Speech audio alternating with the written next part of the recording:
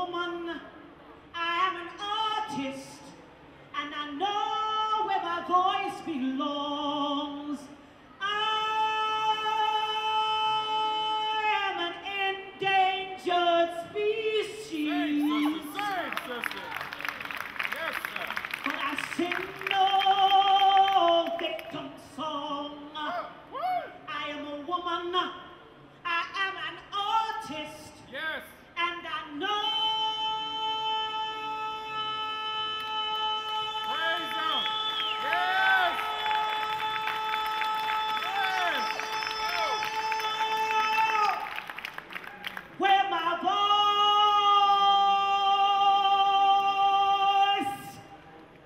belongs.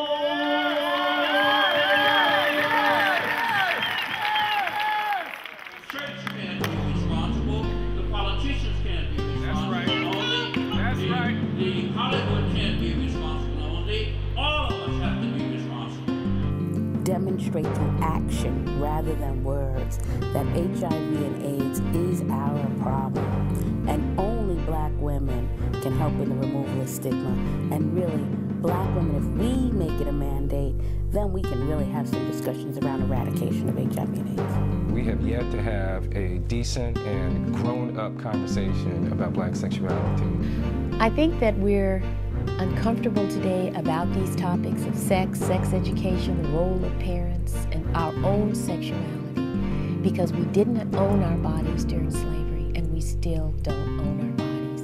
It's a difficult conversation. And you really have to be bold to talk about sex. Come on. Let's talk about sex, baby. Let's talk about you and me. Let's talk about all the good things and the bad things that make me. Let's talk about sex. Let's talk about sex. Let's talk about sex. Let's talk about sex. Let's talk about sex for now. The sex was communicated to me through my cable box. And at that time, it was Channel 22. It was a brown little box. And if you turned it just right, it would unscramble. And so you could kind of see what was going on. My mother always told me to know that I was ready. She always said, if you can't look at it, you're not ready. That's what she told me. And it's true. Sex was communicated to me through my parents. My mother is very open. And she used to say things like, yeah, you can go have sex, but you better use a condom. I know that much. It was like it's something you just don't do. It was, but of course, I always did everything I wasn't supposed to do anyway. So everything I learned it in sex ed. So I think that was a really important class to have. For a long time, I was terrified. I mean, honestly, of the male anatomy, I thought it was hideous. I thought, it was just like an arm or something. I just was terrified. Then by the time I was 12, having been raised in Catholic school, born and raised Catholic, abstinence was always a part of the conversation. I think mine happened before that because I don't know. Because you were already active. No. Not even. I was a virgin for a long time. But I think what happened, that's because I was a tomboy.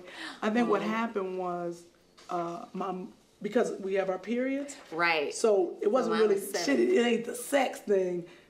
They had to tell you what you have to expect. What's going to happen to your body, right. So I was handed a book, and I couldn't even read. I was like, okay. As I was growing up, my first encounters with sex as a kid was being molested by an older cousin. My grandmother was old school Southern Baptist. So you can imagine how sex was not communicated, how it was taboo, and it was taught to be something that was nasty and that we should stay away from it. I was born in 1958, so we would hear tales in bathrooms with guys that the moment your urine turns yellow, you're able to inseminate a woman, and therefore you, when you have sex, which was certainly far off for most of us, that we might impregnate a young woman. That was from my man in the bathroom about the 6th grade. So what we picked up from school, we picked up from television, we picked up from magazines, things like that. We talked among ourselves as kids and tried to figure out what in the world is this that they're hiding from us? It must be so splendidly wonderful. I think the earliest thing I remember was as a sophomore in high school, one of my friends who was very experienced in having sex, was talking to me about, you know, how to have sex with a girl and stuff. And I was saying to him, well, okay, so you put it in and then you pee in her, right? And then this is that and the other. And he looked at me like I was absolutely crazy. He was like, no, stupid, this other stuff comes out of you. And then that's what gets her pregnant. I was raised by, I guess, my grandma.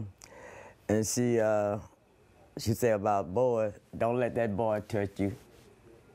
Yeah, I'm going around thinking, ooh, this boy gonna touch me.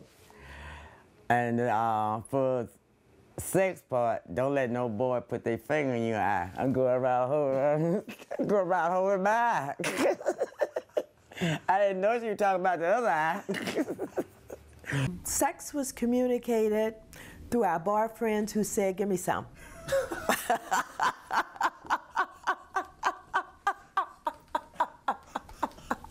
We had no sex education. I mean, when you got about 12 or 13, the boys were after you in the neighborhood. And they just tried to get you to do it, you know?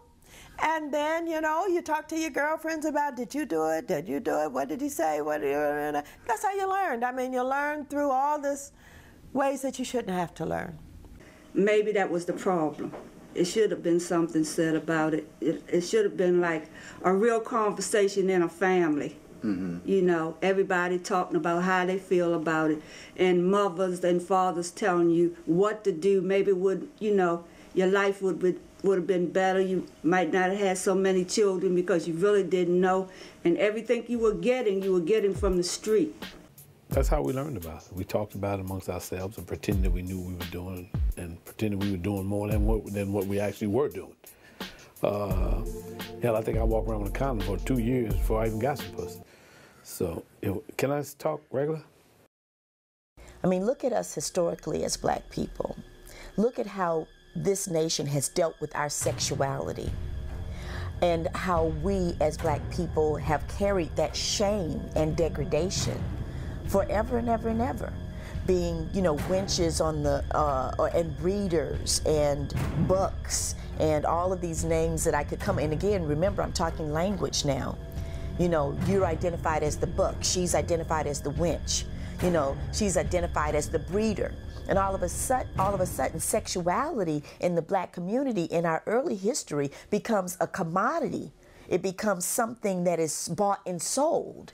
It becomes something that is framed around money and worth, just like cattle or any other product that you would be selling and buying. So then all of a sudden we have this mentality of, well, sex is something that is not necessarily a part of who I am. It's just a behavior that I engage in, as opposed to understanding that it is a part of my spirit, a part of my soul. It is a part of that which is meant to enrich my life in a very, very positive way. What I love about my parents is that I don't know if they did this consciously or subconsciously, that they allowed me to just be who I am. Even growing up as a little young boy, I remember my brothers would always say, well, you know, my mom is buying him these girl games. But that's what I liked. If I came home and seen Tim in the dress, I'd probably say, boy, what you doing with that dress? Pull it out. Figure him and his sister playing. I would say, well, you gay. The kids used to kind of tease him because he used to play with his sister a lot. Well, you know, I'm not gay. I used to play with my sisters a lot. If you were to take a group of children and put them in a room together with Barbie dolls and trucks and books and several opportunities for entertainment, several different kind of toys and things to play with, things to enjoy. If you were to sit them together and leave them alone and let them self-select, if there were no expectations, no requirements, just you choose what is it that works for you, we would grow much healthier adults if people were allowed to be. When I look back on my childhood with my best friend, my mother said, Kym, come on. Didn't he always want to be the fairy on Halloween? Never thought about that. My mother would always put my stockings on him in little dresses. Oh, God. We were 6. I never had a time that I wasn't open. Even as a child? Even as a child, because as a child, I had lots of feminine gestures. I would walk, and you know when you see like a flaming, I was very flammable. I'm a straight brother. I love women. I mean, that's what it is. But I also love my brothers too. I'm my brother's keeper, and so if my brother is in need of something, I can't not knock that because my brother is on the down low, or my brother is gay, or my brother or my sister is a lesbian. I always knew that I was gay, ever since I was a little girl. I love females. I just love girls. I love the female anatomy, and at the same time, I admire the male anatomy. And when I was younger, I used to always hear people say, you have to choose one. Being bisexual is just, that means you just can't make a choice. You can't make up your mind what you want. Well, think about it this way. Everything in life is not black and white.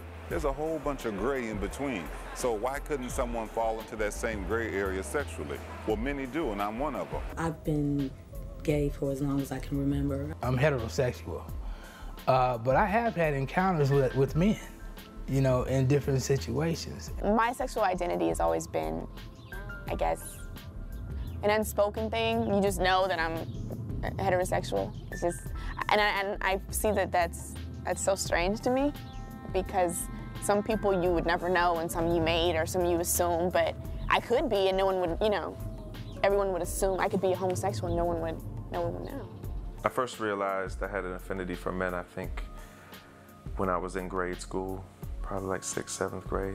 When I came out to my brother, after the whole Navy experience, he was like, well, man, I don't know what's wrong with you, you know, dog, you know, women, pussy, you know, man, what's up with that, you know, man. I was like, he was like, have you tried it with a woman? How you know you don't like it?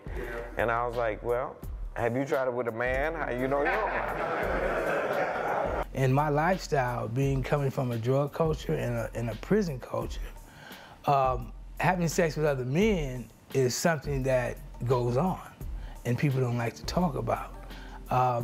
One such encounter that I had was, I'm a heroin user, and I had sex with another man for drugs. And that's one of the secrets that I kept down deep inside of me that I would never, ever tell anyone about. And that was the secret I was going to take to my grave.